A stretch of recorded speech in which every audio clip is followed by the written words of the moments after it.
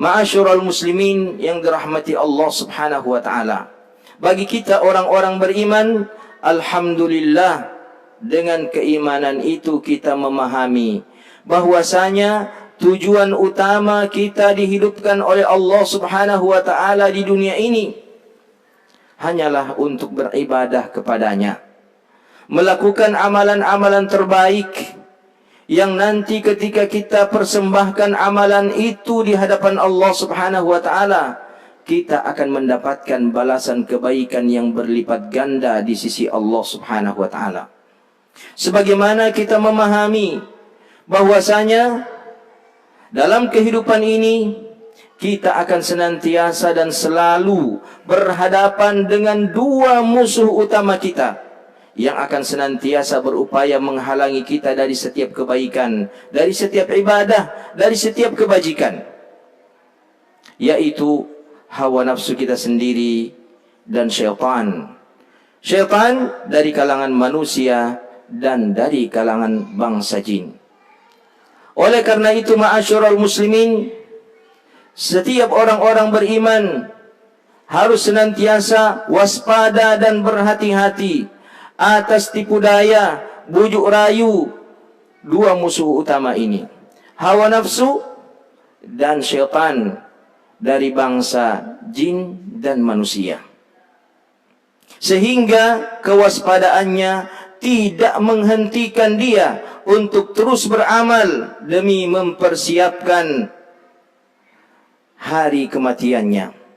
Ma'asyiral muslimin yang dirahmati Allah Subhanahu wa taala, di dalam hadis yang diriwayatkan oleh Al-Imam At-Tirmidzi, beliau menghasankan hadis ini dari sahabat Shaddad bin Aus radhiyallahu taala anhu, bahwasanya Rasulullah sallallahu alaihi wasallam bersabda, "Al-kaisu man dana nafsahu wa amila lima ba'dal maut, wal ajizu man ittaba'a nafsahu hawaha wa tamanna 'ala Allahil amani," atau kama qala sallallahu alaihi wasallam.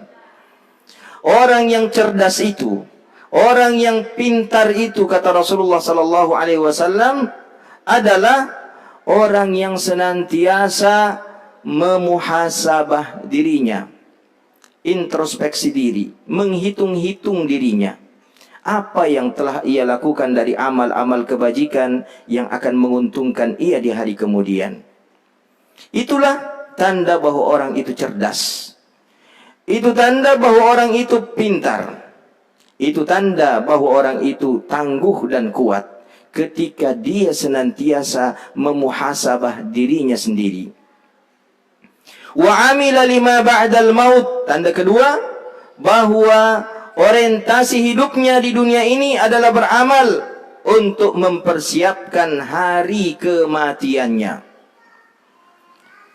Mempersiapkan hari kematian, ma'asyiral muslimin, itu tidak mudah dan tidak ringan.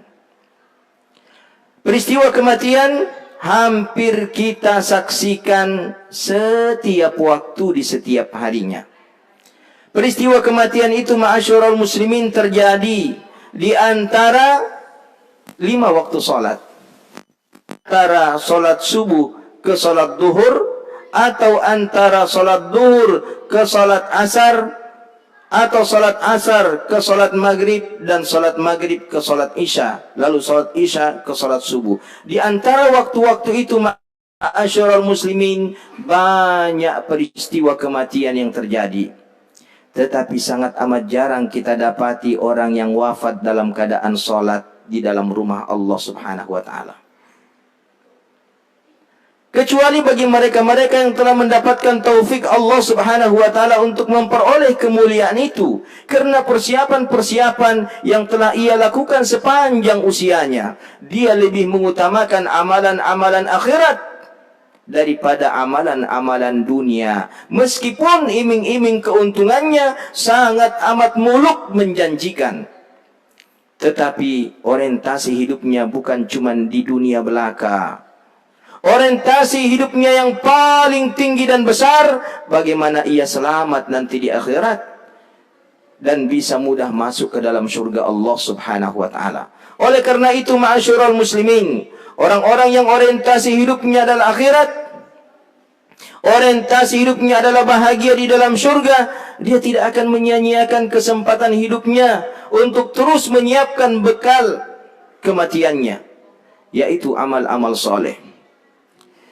Salah satu di antara wasiat malaikat Jibril alaihi salam kepada Nabi kita Muhammad sallallahu alaihi wasallam yang 5 itu, sebagaimana yang diriwayatkan oleh Al-Imamul Hakim dalam kitabnya Al-Mustadrak dari sahabat Sahal bin Sa'ad As-Sa'idi radhiyallahu taala anhu, malaikat Jibril berkata kepada Rasulullah, "Ya Muhammad, wahai Muhammad, ish ma syi'ta fa innaka maitun." Hiduplah sesukamu, tetapi ingat engkau akan mati. Wa ahbib man syi'ta fa innaka mufariquh. Cintai siapa yang engkau ingin cintai, ketahuilah engkau akan berpisah dengannya. Wa amal ma syi'ta fa innaka majziyun bi. Amalkan apa yang engkau suka, tapi ingat engkau akan dibalas oleh Allah Subhanahu wa taala atas setiap amalan yang engkau kerjakan semasa hidupmu. Wa'lam anna syarafal mu'mini qiyamuhu bil lail. Ketahuilah bahwasanya kemuliaan orang-orang beriman itu ada pada aktivitas salat malamnya. Bukan pada banyaknya hartanya, bukan pada cantik tampan rupanya, bukan juga pada tinggi karir dan jabatannya, tetapi pada amalan qiyamul lailnya. Disitulah letak keberuntungan orang-orang beriman. Lalu kemudian malaikat Jibril mengatakan, wa izzahu istighna'uhu 'anin nas. Dan kehormatan seorang mukmin itu ada pada sikapnya yang merasa cukup dari apa yang dimiliki oleh manusia. Artinya dia tidak tergantung pada manusia. Dia tidak minta-minta kepada manusia, sebab ketergantungannya yang paling utama dan pertama adalah kepada Dia yang Maha Kaya Raya, Allah Subhanahu wa taala. Oleh karenanya, sebelum ia minta kepada seseorang dari makhluk-makhluk, dia terlebih dahulu minta kepada Allah Subhanahu wa taala. Disitulah letak kemuliaan orang-orang beriman, ma'asyiral muslimin yang dirahmati Allah Subhanahu wa taala. Perhatikan pesan malaikat Jibril yang ketiga. Wa'mal ma syi'ta. Kerjakan apa yang engkau suka, tapi ingat engkau akan dibalas oleh Allah Subhanahu wa taala atas apa yang engkau kerjakan di dunia ini. Kita katakan kepada saudara-saudara kita yang hari ini masih nongkrong-nongkrong di pinggir jalan, yang masih mengendarai kendaraannya, entah itu mobil atau motor, dan dia bukan musafir, dia mukim di kota ini. Kita katakan kepadanya, kerjakan yang apa yang Anda ingin kerjakan. Kendarai kendaraanmu, nongkrong di tempatmu, minum kopimu, sementara Jumat saat ini telah diselenggarakan, khatib telah membacakan khutbah. Kerjakan apa yang engkau akan kerjakan, sesuka yang engkau inginkan, tetapi ingat semua itu akan dibalas oleh Allah Subhanahu wa taala. Dalam surah Az-Zalzalah ayat ke-7 dan ke-8, Allah Subhanahu wa taala mengingatkan, "Faman ya'mal mithqala dzarratin khairan yara wa man ya'mal mithqala dzarratin syarran yara." Siapapun yang melakukan amal kebajikan, maka pasti dia akan melihat balasannya. Dia akan mendapati balasan dari kebaikan itu di sisi Allah Subhanahu wa taala. Dan sebaliknya, siapa yang melakukan amalan keburukan, dosa, maksiat dan pelanggaran, maka pasti Allah Subhanahu wa taala akan memperlihatkan kepada orang itu balasan keburukan yang dia lakukan. Meskipun amalan kebaikan dan keburukan itu seberat biji sawi atau seberat debu, sangat remeh dan kecil, tetapi pasti akan dibalas oleh Allah Subhanahu wa taala. Ma'asyiral muslimin yang dirahmati Allah Subhanahu wa taala, apa yang kita lakukan dalam kehidupan ini tidak akan pernah lepas dari pencatatan malaikat. Di dalam surah Qaf ayat ke-16, 17 dan 18, Allah Subhanahu wa taala mengingatkan kepada kita semuanya. وَلَقَدْ خَلَقْنَا الْإِنسَانَ وَنَعْلَمُ مَا تُوَسْوِسُ بِهِ نَفْسُهُ وَنَحْنُ أَقْرَبُ إِلَيْهِ مِنْ حَبْلِ الْوَرِيدِ. Dan sungguh kami telah menciptakan manusia, kata Allah, dan kami lebih mengetahui bisikan-bisikan hati mereka. Jangankan apa yang kita ucapkan, jangankan apa yang kita lakukan, apa yang dibisik-bisik oleh hati kita juga telah diketahui oleh Allah Subhanahu wa taala. Artinya tidak ada yang bisa menyembunyikan sesuatu dari Allah Subhanahu wa taala. Wa nahnu aqrabu ilaihi min hablil warid, dan Allah mengatakan kami lebih dekat kepada setiap manusia itu melebihi kedekatan mereka dengan urat leher mereka sendiri. Artinya manusia tidak akan mungkin dapat bersembunyi dari Allah Subhanahu wa taala. Meskipun ia berusaha untuk menyembunyikan dirinya ketika melakukan amalan-amalan keburukan. Lalu Allah mengingatkan, "Idz yatalaqqal mutalaqqiyani 'anil yamini wa 'anil shimali qa'id." Ingatlah ketika dua malaikat itu berjumpa, satu duduk di sebelah kanan, satu duduk di sebelah kiri, untuk setiap manusia. Ma yalfidhu min qawlin illa ladaihi raqibun atid. Tidak ada yang diucapkan oleh manusia satu pun ucapan kecuali malaikat raqib dan atid itu akan segera mencatatnya. Jika ucapan yang dia ucapkan adalah ucapan-ucapan kebaikan, yang benar, yang lurus, maka malaikat sebelah kanan akan segera mencatat kalimat itu, ucapan tersebut. Namun jika yang dia ucapkan itu adalah kebohongan, adalah kenistaan, adalah keburukan, adalah dosa, maka malaikat di sebelah kiri akan segera mencatatnya. Demikian detail catatan itu, ma'asyiral muslimin. Tidak ada yang luput, meskipun amalan itu sangat amat kecil dan remeh. Oleh karenanya Allah mengingatkan atau menceritakan kepada kita tentang keadaan orang-orang ahli maksiat nanti pada hari kiamat ketika catatan amal kebajikan itu sudah dibagi-bagi. Dalam surah Al-Kahfi ayat ke-49, surah yang mestinya nanti kita sudah khatamkan sebelum terbenam matahari nanti. Allah mengingatkan, "Wa wudi'al kitab فترى المجرمين مشفقين مما فيه ويقولون يا ويلتنا ما لهذا الكتاب لا يغادر صغيرة ولا كبيرة إلا أحصاها ووجدوا ما عملوا حاضرا ولا يظلم ربك أحدا."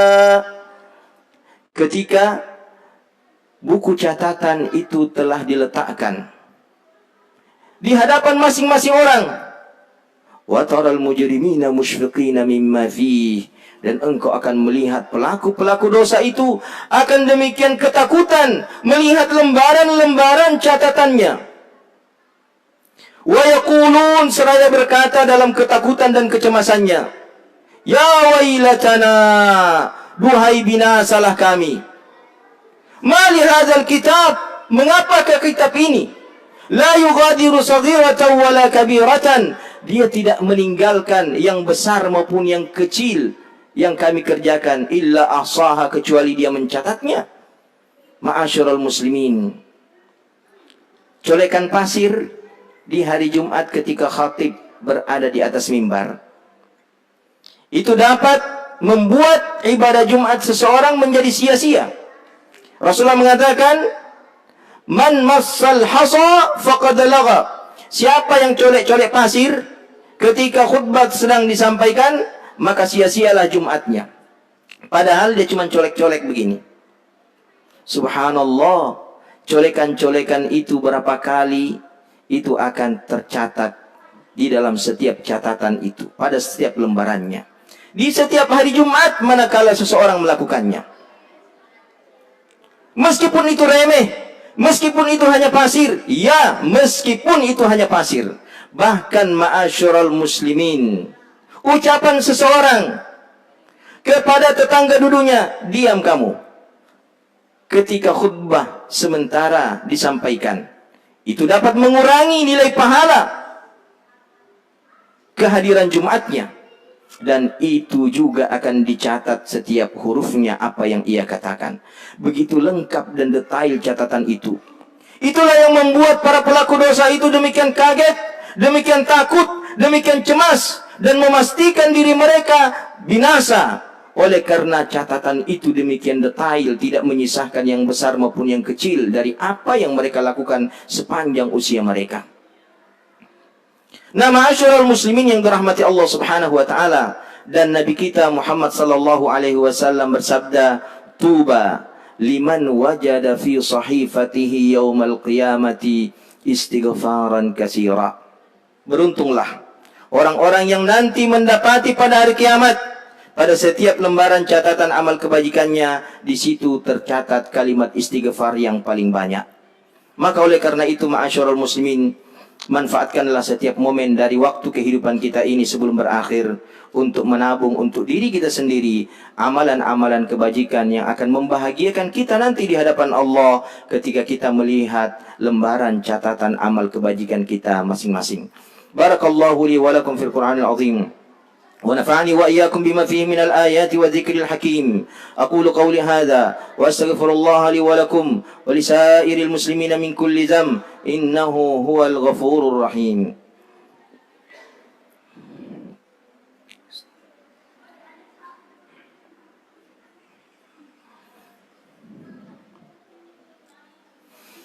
الحمد لله الذي أنعم علينا بنعمة الإيمان والإسلام. أشهد أن لا إله إلا الله وحده لا شريك له وأشهد أن محمدا عبده ورسوله وصفيه وخليله صلى الله عليه وسلم وعلى آله وصحبه ومن سار على نهجه إلى يوم الدين. أما بعد. Pada khutbah yang kedua ini, ma'asyiral muslimin, kami mengingatkan diri kami dan seluruh jamaah sekalian tentang firman Allah Subhanahu wa taala yang terdapat dalam surah An-Nahl ayat 97. Allah berfirman, "Man 'amila salihan min dzakarin aw unsa wa huwa mu'min falanuhyiyannahu hayatan thayyibah wa lanajziyannahum bi ahsani ma kanu ya'malun." Artinya, siapa saja yang melakukan amal-amal soleh dalam kehidupannya, baik lelaki maupun wanita, sementara dia termasuk hamba yang beriman, maka kami akan berikan untuknya kehidupan yang baik. Dan kami akan memberikan balasan yang lebih baik dari apa yang telah mereka kerjakan.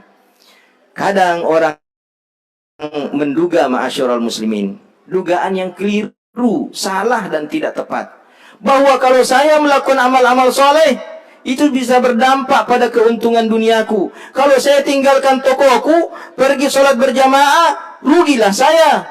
Kalau saya pergi ke pengajian, tinggalkan aktivitas bisnisku, tidak ketemu dengan teman-teman bisnisku, bisa hancur bisnis saya.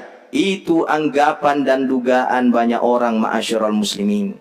Oleh karenanya, banyak yang meninggalkan tilawatul Quran, apalagi menghafalkannya, karena takut dunianya akan rusak. Oleh karenanya, banyak yang meninggalkan sholat berjamaah dan tetap sibuk dengan urusan dunianya, karena anggapannya kalau sholat berjamaah bisa merugikan usaha. Dan seterusnya dan seterusnya. Tidak demikian, ma'asyiral muslimin.